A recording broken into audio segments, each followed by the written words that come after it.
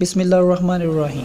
السلام علیکم ناظرین، دوستو میں ہوں محمد عمر اور آج ہم بات کریں گے 15 نومبر کو ہونے والے دنیا کے سب سے بڑے تجارتی معاہدے کی، جس کو RCEP کا نام دیا گیا ہے، جس کا مطلب ہے ریجنل کمپریہنسو اکنامک پارٹنرشپ۔ یہ معاہدہ چین کی تقریباً 8 سالہ جدوجہد اور محنت کا شاہسانہ ہے۔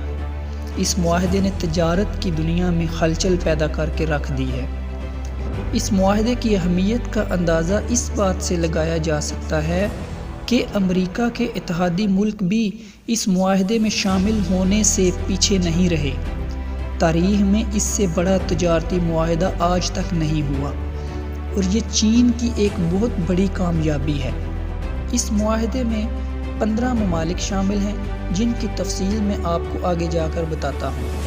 اس سے پہلے 4 فروری 2016 کو امریکہ نے بھی اس طرح کا ایک معاہدہ کیا تھا، جس میں 12 ممالک شامل تھے اور اس میں زیادہ تر پیسیفک ممالک تھے۔ یہ وہ ممالک ہیں جہاں پر آبادی کا تناسب یورپ سے زیادہ ہے اور اس معاہدے کا نام تھا ٹرانس پیسیفک پارٹنرشپ۔ اس معاہدے کا مقصد تجارت کو فروغ دینا تھا اور بہت سے ملکوں کو بھی فائدہ ملنا تھا، لیکن جب ٹرمپ صاحب آئے تو انہوں نے اس معاہدے کو بغیر کسی ٹھوس وجہ کے ختم کر دیا۔ اب صورتحال یوں بدلی کہ امریکہ کو سمجھ ہی نہیں آئی کہ چین نے کیا چال چلی ہے۔ یہ وہ کام ہے جو امریکہ نے کرنا تھا، لیکن ٹرمپ صاحب کی ذہانت کی وجہ سے وہ نہیں کر سکے، لیکن چین نے موقع دیکھ کر بازی پلٹ دی اور یہ معاہدہ نئے سرے سے 15 ممالک کی شمولیت سے کیا اور بازی اپنے نام کر لی۔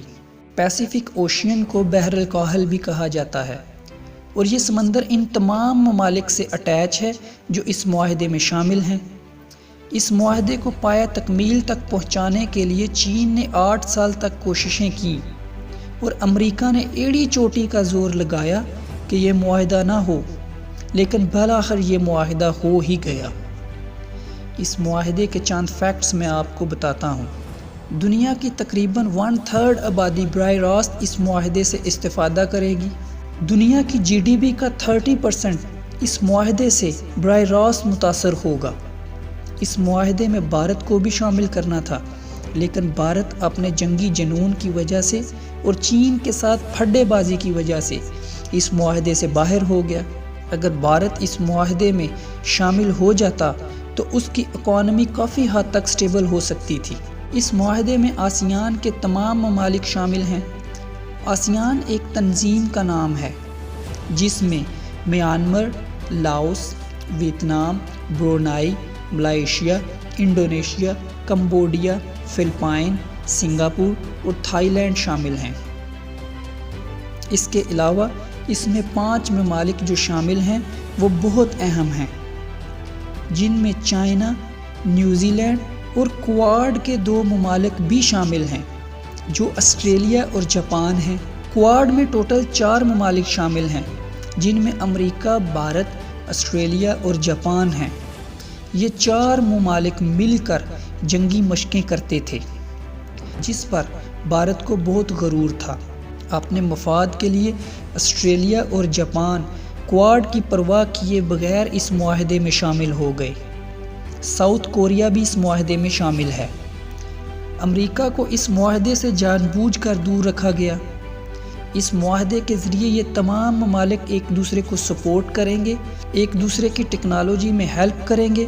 اس سے ایک بین الاقوامی منڈی اوپن ہوگی اور اس منڈی سے ان ممالک کے علاوہ دوسرے کئی ممالک بھی استفادہ کریں گے۔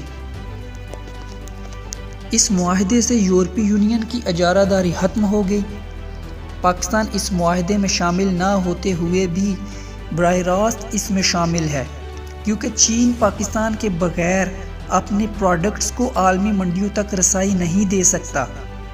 چین کو اپنے مال کو عالمی منڈیوں تک پہنچانے کے لیے پاکستان کی بندرگاہوں کو استعمال کرنا پڑتا ہے، اور یہی وجہ ہے کہ پاکستان اس معاہدے سے براہ راست فائدہ حاصل کر سکے گا۔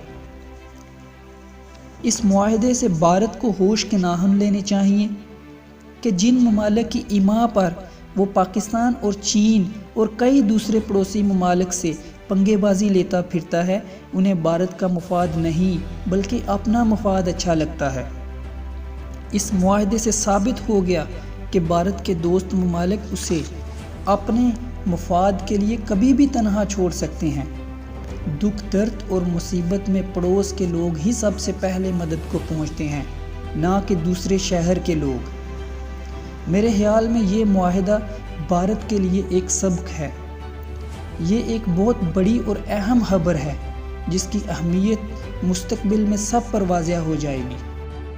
ہمارے چینل کو ضرور سبسکرائب کریں اور بیل بٹن کو ضرور دبائیں تاکہ ہر نئی ویڈیو کی اطلاع آپ کو بر وقت مل سکے۔ شکریہ۔